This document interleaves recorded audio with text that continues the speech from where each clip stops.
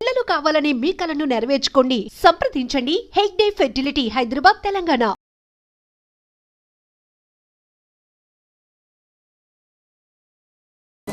మన 4th town పరిధిలో మన విశాఖపట్నం పోర్ట్ స్టేడియంలో నిన్నగాక మొన్నంటే 7వ తేదీన ఒక సంఘటన జరిగింది. విశ్వనాథ్ ఆక్వా స్పోర్ట్స్ కాంప్లెక్స్లో, మీకు అందరికీ తెలుసు.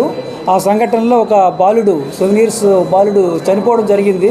అక్కడ వాటర్ వేవ్స్లో దిగి అక్కడ దిగినందున చనిపోయినట్లు మనకు వచ్చినటువంటి రిపోర్ట్ మేరకు, తల్లిదండ్రులు ఇచ్చిన రిపోర్ట్ మేరకు అదే రోజు రాత్రి పోలీస్ స్టేషన్లో ఒక కేసు క్రైమ్ నెంబర్ 83/2025గా నమోదు చేయడం జరిగింది. అనుమానపు అంటే 194 సెక్షన్ కింద, బిఎన్ఎస్ఎస్. ఆ దర్యాప్తులో పంచనామా చేయడం జరిగింది. తర్వాత ఈరోజు కూడా ఐఓ గారు, ఎస్ఐ చిన్నవనాయుడు గారు, సిఐ గారు సత్యనారాయణ గారి ఆధ్వర్యంలో ఈరోజు దర్యాప్తు నిన్న ఈరోజు కలిపి చేయడం జరిగింది. దర్యాప్తులో భాగంగా అందరినీ విచారించగా, నేరస్థలాన్ని పరిశీలించగా, ఆ స్పోర్ట్స్ కాంప్లెక్స్లో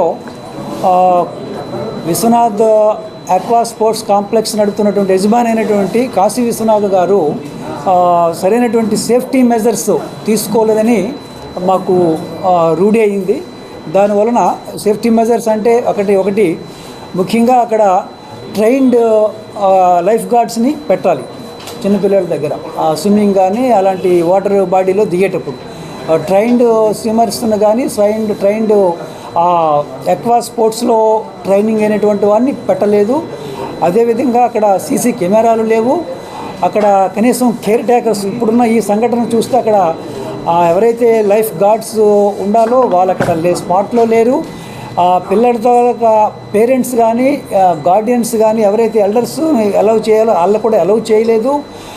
కాకపోగా టైమింగ్స్ దాటి కూడా టికెట్ అక్కడ సేల్ చేయడం జరిగింది. అంటే 5 వరకే ఉండాలి యాక్చువల్గా వాళ్ళకున్న టైమింగ్స్ దీన్ని బట్టి, మార్నింగ్ 10 to 5. కానీ 6:05 టికెట్ తీసుకోవడం జరిగింది. అంటే వాళ్ళు బిజినెస్ ఒక దీనిగా తీసుకున్నారు కానీ సేఫ్టీ మెజర్స్ని పాటించలేదు అనేది క్లియర్గా అర్థమైంది. అందువలన అలాగే వాళ్ళకి ఎటువంటి పర్మిషన్స్ కూడా మనకు చూపించలేకపోయారు. వాళ్ళకి ఎవరు ఇవన్నీ కూడా పెట్టడానికి సేఫ్టీ ఆడిట్ గురించి ఎవరైనా వాళ్ళకి పర్మిషన్ ఇచ్చారా అనేది కూడా మాకు వాళ్ళు ఇంతవరకు చూపించలేదు. సో అలాగే ఫస్ట్ ఎయిడ్ కిట్ కానీ, మెడికల్ అక్కడ స్టాఫ్ కానీ ఎవరైనా ఎలాంటి సంఘటన జరిగితే వెంటనే లైఫ్ సేవింగ్ చేయడానికి మెడికల్ స్టాఫ్ ఎవరైనా అందుబాటులో కూడా లేరు. సో ఇవన్నీ చూస్తుంటే అక్కడ నెగ్లిజెన్స్ క్లియర్గా కనిపించింది.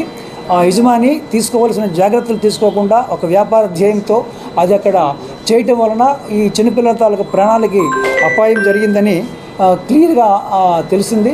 దానివల్ల దర్యాప్తులో మేము సెక్షన్ ఈరోజు ఆల్టర్ చేసి ఆ కేసు దర్యాప్తులో అంటే 194 నుంచి 106 Clause 1 BNS కొత్త చట్టం ప్రకారంగా అది ఆల్టర్ చేసి ఇది నెగ్లిజెన్స్ వల్ల చనిపోయినట్టుగా మేము ఒక నిర్ధారణకు వచ్చి ఆ కేసుని ఆ విధంగా ఆల్టర్ చేయడం జరిగిందండి. తద్వారా అతనిపైన ఇంకా ఎవరైతే బాధ్యులు అవుతారో అందరిపైన కూడా చట్ట ప్రకారంగా చర్యలు తీసుకొని కోర్టుకి ఈ కేసుని మేము ఛార్జ్ షీట్ చేయదలుచుకున్నామండి. ఈ విషయం మీ అందరి ద్వారా తెలియచేయాలని చెప్పి ఈరోజు ఈ ప్రెస్ మీట్ ఏర్పాటు చేయడం జరిగింది. ఆ రోజు అసలు ఏం జరిగింది సార్? అంటే ఫస్ట్ రోజు యాక్చువల్గా మీరు ఇన్వెస్టిగేషన్ చేసి కేసు ఫైల్ చేశారు. అంటే రెండో రోజు కూడా మీరు ఇంటర్వ్యూషన్ చేశారు. అక్కడ స్పాట్లో మీరు రిఫర్ చేశారు. ఆ పిల్లలతో కూడా మాట్లాడారు. అసలు యాక్చువల్గా ఏం జరిగింది సార్? అంటే ఇప్పుడున్న మా దర్యాప్తు అధికారులు ఇద్దరు కూడా చూసిన దాన్ని బట్టి అక్కడ 3 పిల్లలు వెళ్ళారండి. అంటే 3 అంటే 2 పెద్ద పిల్లలు, 20 years పిల్లలు కూడా ఉన్నారు. అందులో 2 ఆడపిల్లలు, ఈ కుర్రాడు మగపిల్లాడు. ఒకటి బంధువులే వెళ్ళారండి. అయితే అక్కడ ఆ టికెట్ వాళ్ళు స్పోర్ట్స్లో అన్ని పాయింట్లు కూడా వాళ్ళు ఆడుకోవచ్చు. స్పోర్ట్స్ వాళ్ళు రెయిన్ డ్యాన్స్లో ఒక 3 వెళ్ళి ఆడుతున్నారు. రెయిన్ డ్యాన్స్ దగ్గర ఆ పెద్ద పిల్లల దగ్గర ఉంటుండగా ఈ కుర్రాడు అందులోంచి తప్పుకో వచ్చేసాడు. వాళ్ళు గమనించలేదు అది. అందువల్ల వచ్చిన తర్వాత ఇతను సరదాగా ఇక్కడ వేవ్స్ దగ్గరికి వచ్చి వేవ్స్లో దిగిపోయాడు. అది వాళ్ళు చూడలేదు. వీళ్ళు గార్డులు ఇక్కడ లేరు. అక్కడ మిగతా వాళ్ళు అక్కడ ఉండవలసిన వాళ్ళు ఎవరు లేరు అక్కడ ఉన్నటువంటి స్టాఫ్. కాబట్టి ఈ తర్వాత వాళ్ళు రెయిన్ డ్యాన్స్ అయిపోయింది, బయటకు వచ్చి చూస్తే కుర్రాడు కనిపించలేదు. వీళ్ళు కంగారు పడి వాళ్ళకి ఫోన్ చేయడానికి బయటకు వెళ్ళిపోతున్నారు. వీళ్ళు వచ్చి తర్వాత ఈ విషయం తెలుసుకుని స్టాఫ్ వచ్చి చూసేసరికి ఇక్కడ వీళ్ళు షర్ట్ కనిపించింది. అప్పుడు లోన దిగి చేయడం జరిగింది. అంటే వాళ్ళు చెప్పింది టికెట్ తీసుకోవాలంటారు, అది కరెక్ట్ కాదని దానికి రూల్ ఏం లేదు. టికెట్ యాక్చువల్గా పూల్ దగ్గర స్టాఫ్ ఎంతమంది ఉంటారో ఆ టైంలో ఎంతమంది ఉన్నారు సార్? చట్ట ప్రకారం చర్య తీసుకుంటాము. ఇందులో ఇంకేమైనా అడగాల్సిందా? బాధ్యుల్ని ఎప్పుడు అదుపులో తీసుకునే అవకాశం ఉంది, ఇంతవరకు వాళ్ళ మీద ఎలాంటి యాక్షన్ అంటే ఇది మనము యాజ్ పర్ సెక్షన్ ప్రకారంగా మనకు 7 years లోపు ఉన్నదానికి అదుపులోకి అరెస్ట్ అనేది ఉండదండి. ఇది నోటీస్ సర్వ్ చేస్తాము, కోర్టులో ఛార్జ్ షీట్ ఫైల్ చేస్తాం. ఏదండి కాశీ విశ్వనాథ్ అని అతని మీద పెట్టామండి. అతను యజమాని స్పోర్ట్స్ కాంప్లెక్స్. సిబ్బంది మీద అంటే ఎవరెవరు ఖచ్చితంగా ఉన్నదని ఇంక దర్యాప్తులో ఎస్టాబ్లిష్ చేయాలి. ఇతను మెయిన్ యజమానిని పెట్టడం జరిగింది. సార్ ఇప్పుడు ఓనర్ ఒకరు సబ్ లీజ్ ఒకరు, అంటే అక్కడ దానికి ఓనర్ కూడా నరేంద్ర అని వేరే వ్యక్తి పేరు కూడా బయటకు వస్తుంది. ఆయన పరిస్థితి ఏంటి? సబ్ లీజర్స్ కూడా ఎంత రోల్ ఉంది? ఇతని రోల్ మెయిన్గా ఓనర్ రెస్పాన్సిబిలిటీ ఇప్పుడు మనకు అర్థమైంది. ఓనర్ రెస్పాన్సిబిలిటీ అండి. మిగతాది కూడా ఎవరెవరు అందులో ఉన్నారని స్పెసిఫిక్గా మేము ఇంకా దర్యాప్తు ఇంకా 2 days అయింది కాబట్టి ఇక 2 days రేపు ఎల్లుండిలో దర్యాప్తు కంప్లీట్ చేసుకొని మేము మీకు చెప్పగలుగుతాం. పూల్ గురించి రన్ అది మా పరిధిలో లేదండి. అది కలెక్టర్ గారికి జీవీఎంసీ కానీ మేము ఈ దర్యాప్తు రిపోర్ట్ కూడా మేము సబ్మిట్ చేస్తాం డిస్ట్రిక్ట్ కలెక్టర్ గారికి. అది కాంపిటెంట్ అథారిటీ డెసిషన్ తీసుకోవాలి. ఈ రోజు ఉందండి, నిన్న వరకు క్లోజ్ అయ్యిందండి. మరి ఈ రోజు లేదనేది మాకు తెలియదు. ఈరోజు వర్కింగ్ స్పోర్ట్స్ క్లబ్లో చిన్నపిల్లలతో నిర్వహిస్తుంది ఇది ఒకటే కాదు సార్, దాంతో పాటుగా చాలా ఉన్నాయి. గో కార్టింగ్ ఉంది, స్నో వరల్డ్ ఉంది. అందుకేనండి దీని గురించి సేఫ్టీ ఆడిట్ చేయమని, జాయింట్ ఇన్స్పెక్షన్ చేయమని నిన్న మా respected commissioner sir Shri Bachi గారు నిన్న చెప్పడం జరిగింది మీకు కూడా. సో జాయింట్ ఇన్స్పెక్షన్ జరుగుతుంది, సెక్యూరిటీ ఆడిట్ జరుగుతుంది, ఎక్కడెక్కడ ఎటువంటి సేఫ్టీ మెజర్స్ తీసుకోవాలనేది కూడా వాళ్ళకి ఇన్ రైటింగ్ వాళ్ళకి తెలియజేయడం జరుగుతుంది. ఆ విధంగా అది ఎన్సూర్ చేసే విధంగా మేము చర్యలు తీసుకుంటాం.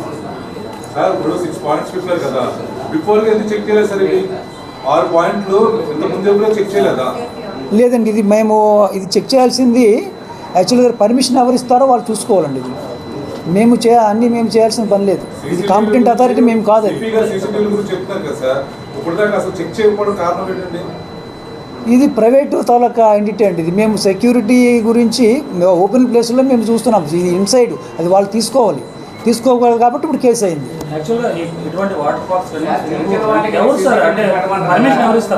లేదండి,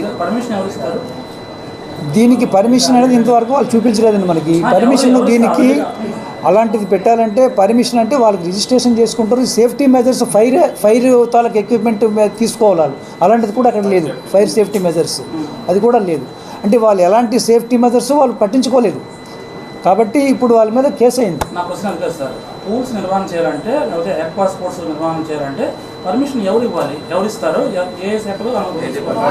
జనరల్గా అది టూరిజం సంబంధించిందండి. అది యాక్చువల్గా ఇదంతా విజిటర్స్ వస్తారు, అది ఒక ఎంటర్టైన్మెంట్ ప్లేస్ కాబట్టి దానికి GVMC main. GVMC and tourism department, ముఖ్యంగా రెవెన్యూ సైడ్ కలెక్టర్ గారు కూడా దీని మీద తీసుకోవచ్చు. పర్యవేక్షణ లోపం కూడా ఉన్నది కదా సార్? పర్యవేక్షణ వాళ్ళు చేయదు కదా సార్. ఇది ఓన్లీ అథారిటీ, వాళ్ళకి పర్మిషన్ ఇచ్చే అథారిటీ కానీ పర్యవేక్షణ వాళ్ళు కాదు. పర్యవేక్షణ ఎవరైతే మేనేజ్ చేస్తున్నారో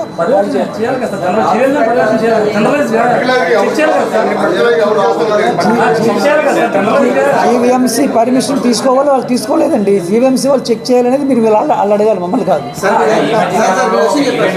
ఈ నెల 19వ తారీఖున దేవిశ్రీ కాంటెస్ట్ కూడా ఇక్కడ ఉంటుందని చెప్పి సోషల్ మీడియాలో వెన్యూస్ కూడా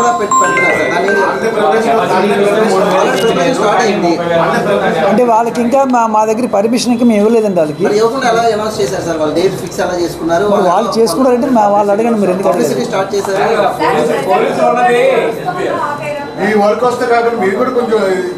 చేస్తాం. అందుకనే ఇప్పుడు మేము అన్నిటికీ పోలీసు అవసరం చేస్తామండి. కానీ ఇందులో జరిగింది కాబట్టి ఇప్పుడు అన్నీ వచ్చి ఇంతవరకు మీరు కూడా ఎవరు పట్టించుకోలేదు దాని గురించి. ఎంటర్టైన్మెంట్ ఇప్పుడు పెట్టారంటే అన్ని నెసరీ రిక్వైర్మెంట్ తీసుకొని పెట్టాలి ఎవడైనా సరే, అంతే కదా.